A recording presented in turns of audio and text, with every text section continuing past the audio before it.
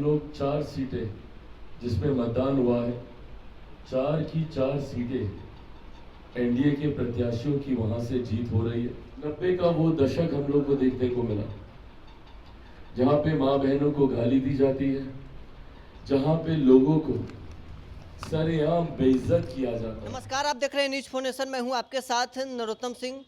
प्रथम चरण के चुनाव है जो समाप्त हो चुका है, लेकिन जो गाली कांड है जो बिहार में, इसको लेकर सियासत थमने का नाम नहीं ले रहा है। चिराग पासवान खुद सामने आकर लालू फैमिली पर खूब हमला बोले हैं। चिराग पासवान ने यहाँ तक कहा है कि अगर चारों सीटों पर महागठबंधन के जो प्रत्याशी हैं वो जीत जाते हैं तो उस लोकसभा क्षेत्र के जो महिलाएं हैं उनका सम्मान नहीं हो सकता है, उनका इज्जत बचाना मुश्किल हो जाएगा। क्या कुछ कहना है चिराग पासवान का, आप खुद सुनिए इस वीडियो में। पहले चरण का मतदान संपन्न हुआ है, जिसमें बिहार की 4 लोकसभा सीटें भी थी। बिहार से औरंगाबाद, गया, नवादा, जमुई, चारों जगह एनडीए के तमाम घटक दलों ने मिलकर पूरी मेहनत, पूरी ईमानदारी से हम लोगों ने प्रचार प्रसार का हम लोगों ने कार्य किया। अपने मुद्दों को लेकर जनता के बीच गए और कल मतदान के बाद शाम से जिस तरीके से रुझान आने लगे हैं, स्वाभाविक है, हर दल का एक अपना फीडबैक लेने का एक सिस्टम होता है।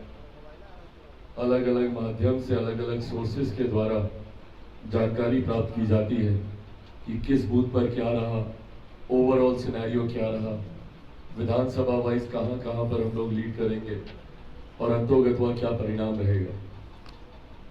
कल जो फीडबैक्स लिए गए हैं उसके आधार पर, और ये मैं सिर्फ इस गठबंधन का हिस्सा हूं इसलिए कतई नहीं कह रहा, एक ऑनेस्ट फीडबैक के आधार पर मैं इस बात को कह रहा हूं कि कल हम लोग 4 सीटें जिसमें मतदान हुआ है, 4 की 4 सीटें एनडीए के प्रत्याशियों की वहां से जीत हो रही है।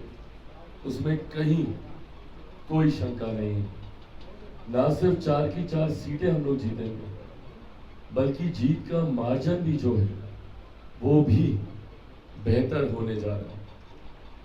इस बात का हम लोग को चिंता जरूर है कि जिस तरीके से बिहार में मत प्रतिशत थोड़ा सा पिछली बार के बनिस्बत कम हुआ है, इसके लिए आने वाले फेजेस में गठबंधन के घटक दलों को भी, हम सबको मिलकर भी ज़्यादा प्रयास करने की जरूरत है। मुझे लगता है बिहार की हर एक पार्टी को इसके लिए मिलकर अपना अपना प्रयास करने की ज़रूरत है।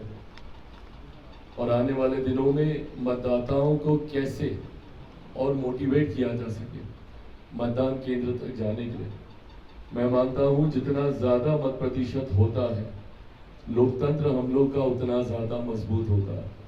हर एक मत की एक अपनी अहमियत है और हम लोग के पास उदाहरण भी रहे जहां पे लोग एक एक वोट से चुनाव हारे हैं।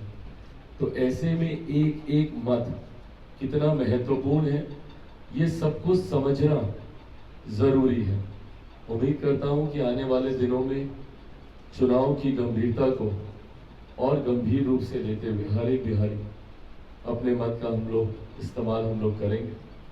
और जैसा मैंने कहा कि मत प्रतिशत बनिस्बत बाकी राज्यों के कम होने के बावजूद जिस तरीके से रुझान सामने आ रहे हैं और जिस तरीके से एनडीए के कैडर में उत्साह देखने को मिला, देखिए अब ये स्वाभाविक सी बात है, इसको कोई नकार नहीं सकता। आज की तारीख में भी प्रधानमंत्री जी के नाम पर, एनडीए गठबंधन के नाम पर लोगों में उत्साह है। कई ऐसे लाभार्थी हैं जो प्रधानमंत्री जी की गरीब जन कल्याण योजना से जिनको लाभ मिला है और वो आज भी पूरे समर्पण भाव से हमारे प्रधानमंत्री के प्रति, हमारी केंद्र सरकार के प्रति अपना विश्वास प्रकट करते हैं। एक बड़ी आबादी है देश की और जिसका श्रेय मैं मेरे प्रधानमंत्री, मेरे नेता आदरणीय रामविलास पासवान जी को देता हूं। जहां देश में एक बड़ी आबादी है जहां आज से पहले कई जगहों पर भुखमरी जैसे हालात देखने को मिलते थे, विभिन्न तरीके के अनाज को लेकर लोगों को कठिनाइयों का सामना करना पड़ता था, वहीं देश ही नहीं दुनिया की सबसे बड़ी गरीब कल्याण की योजना में से एक प्रधानमंत्री गरीब जन कल्याण अन्न योजना के माध्यम से जिस तरीके से देश में 81 करोड़ लोगों को आज भी मुफ्त में राशन मिल रहा है, लोगों का वो भाव कि किसी ने उनकी चिंता की, ये प्रधानमंत्री जी के प्रति प्रकट होता है। उज्ज्वला हो, आयुष्मान हो, तमाम तरीके की शौचालय, बहुत छोटी छोटी बातें हैं, बट इनका ध्यान प्रधानमंत्री जी के द्वारा दिया गया है। तो ऐसे में प्रधानमंत्री जी पर विश्वास रखने वाले, अटूट विश्वास रखने वालों की एक बड़ी संख्या है जो चाहते हैं कि केंद्र की ये एनडीए की सरकार बनी रहे। ऐसे में ये उत्साह एनडीए के उस कैडर के द्वारा देखा गया है, एनडीए के उस वोटर के माध्यम से देखा गया है जो कि धूप गर्मी की चिंता किए बिना जिन्होंने बाहर निकलने का कार्य किया। निराशा जरूर विपक्षी खेमे में है, विपक्षी खेमे में निराशा के कारण भी है, जहां एक तरफ गठबंधन में कई तरीके के विरोधाभास दिखते हैं। अब पहले चरण को ही आप देख लीजिए, जिस तरीके से गठबंधन के दूसरे साथियों से पूछे बिना ही पहले चरण के सिंबल एक दल के द्वारा बांट दिए गए, और जो कहीं ना कहीं विरोधाभास चुनाव प्रचार में भी देखने को मिला। गठबंधन के कई ऐसे दल थे जो अपने साथियों के लिए प्रचार में नहीं गए। कांग्रेस का कोई बड़ा नेता, वाम दलों का कोई बड़ा नेता प्रचार में नहीं आया। ऐसा लग रहा था जैसे पहले चरण के प्रचार में विपक्ष की कोई भूमिका ही नहीं है, मात्र 1-1.5 दल के लोग प्रचार में लगे हुए थे।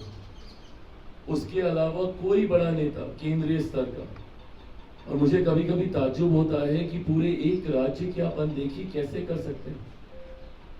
कांग्रेस, भाई मान लिया आप नहीं किसी से उस पर आपका वो था, पर ऐसे में आपका कोई राष्ट्रीय स्तर का नेता बिहार में आना तक उन्होंने जरूरी नहीं समझा।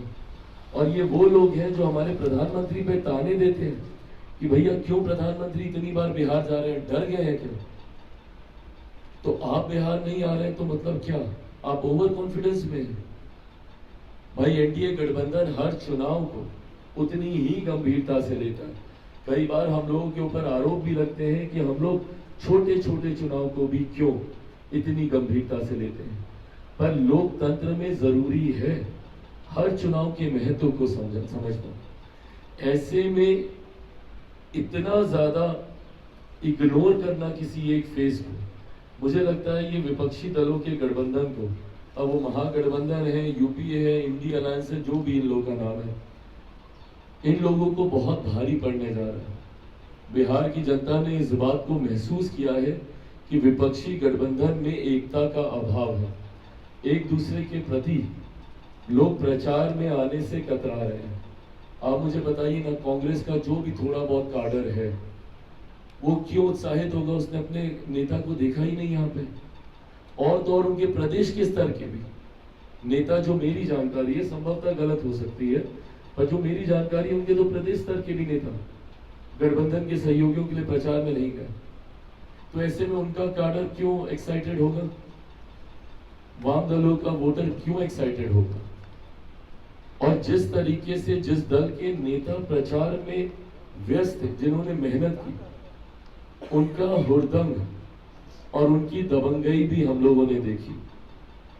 जिस तरीके से चुनाव में माहौल को बिगाड़ने का प्रयास किया गया, पुनः 90 का वो दशक हम लोग को देखने को मिला, जहां पे मां बहनों को गाली दी जाती है, जहां पे लोगों को सरेआम बेइज्जत किया जाता है।